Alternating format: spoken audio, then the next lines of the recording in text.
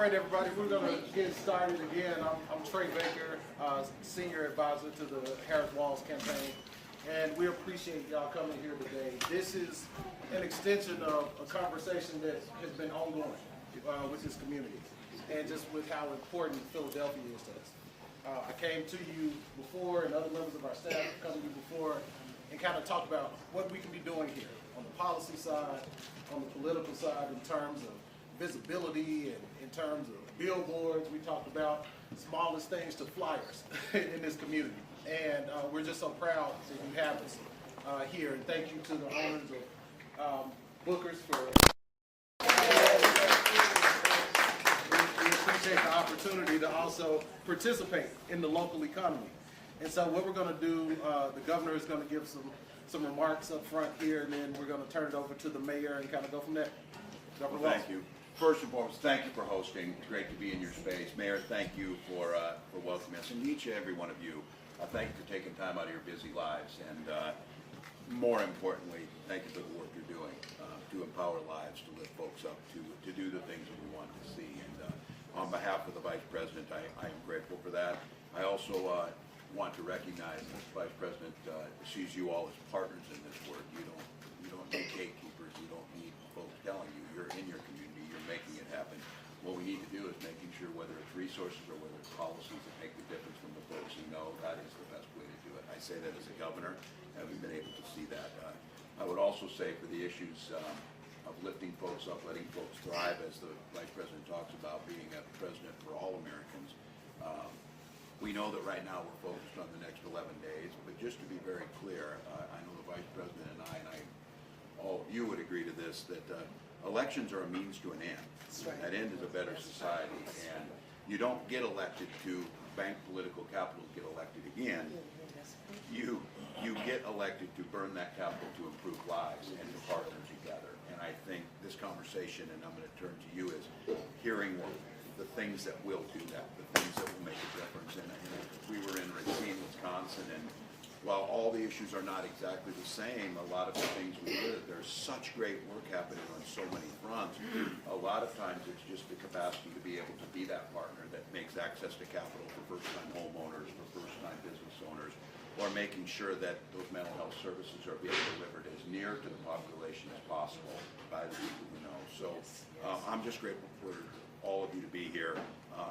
A campaign also gives us a time, as you see behind you, to lift up the issues of communities, to make sure, and I always like it when we've got folks to be able to hear it. When you're telling me things, you'll know if those are being echoed in a campaign. And just to be very clear, I think what's become more clear in these final days is the stark difference between the leadership and the vision and the compassion and decency of Kamala Harris and Donald Trump on this. And just to be clear, we're here, and she's working on a to-do list for the American public. He's working on an enemies list, and that is a big difference. We need to unify, and I don't think it does us any good to deny, and we can lift up. Look, there's issues from housing.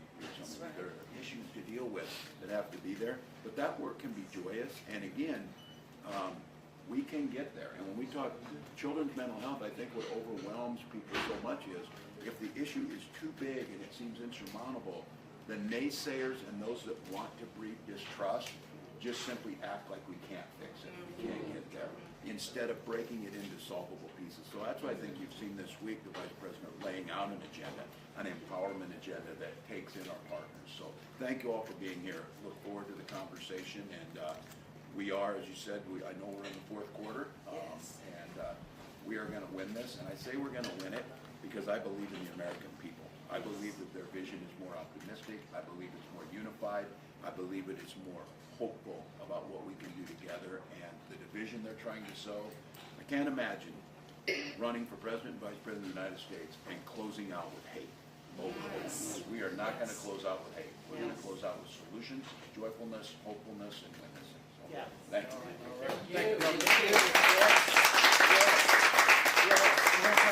Open up the discussion with Mayor Parker. So I'm just going to turn it over to you. Governor, let me just start by saying that in this fight for our country's future, I'm happy that you're here today, but we want to affirm that Philadelphia understands the assignment. Yay. The Pennsylvania, the Keystone State, you are in the largest city, only city of the first class in the Commonwealth of Pennsylvania, and our plan is to deliver because you all have connected the issues that are most important to Rep. Krajewski, whose district we're in, Senator Williams, our majority leader for council and business.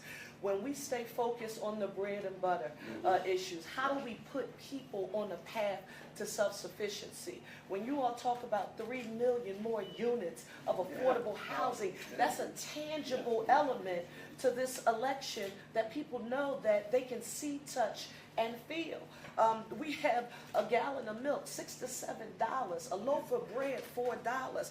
How do we support the small businesses who are going to be the job creators and to help them get ahead? So we want you to know, we are the largest of the swingiest states in the nation, and we plan on doing our homework. You all are giving us a new vision for our nation and a path forward, and we're going to get our I homework done. appreciate that. And I'll say on this issue that this is solving the problems. We've seen and been able to initiate some of the housing issues, some of the down payment assistance on a state level. And what we have in Minneapolis now is 12% more units, and rent went down 4% last year. Rent's not going down anywhere. This is the plan to do that. And then on the prices, I want to say this. I know that this is an agricultural state too. We're not in the middle of it, but I just want to be clear. My farmers aren't making any more money. Somebody in the middle is taking the money, and somebody in the middle is driving the price. So when the Vice President talks about that, look, capitalism works best when our markets are fair. They are not fair right now in many cases. So I appreciate you saying that. Governor, the mayor mentioned small business, and so I want to turn it over to Regina Hairston. She is the CEO of the Black Chamber here in Philly to talk a little bit from her perspective. Thank you, Governor Walz. The Black businesses contribute over $1 billion to the economy, and so we have to make sure that we're supporting them. They provide over 30% of the jobs here in Philadelphia. We have a mayor who is committed to economic opportunity for all, and so we need an administration that is going to further that agenda. We were happy to hear about the opportunity economy because our Black businesses are providing great services, innovation, and jobs, and they need access to opportunities for capital and to make sure that they can compete in the job market. We represent all types of businesses. Last night, we supported 300 businesses, and we honored them at a reception. And one thing that they said, DEI is great, but without the C, contracts, it does not amount to much. So we need to make sure that our businesses have contract opportunities, not just in government, but in the private sector as well. So we need an administration that's going to not only fight for that, but to ensure that we have access to those opportunities. Mayor, does the city of Philadelphia do that, making sure that you're contracting out on the state? We're doing that in the state. We've got more work to do on it, but it makes a huge difference to small businesses being able to get the contract.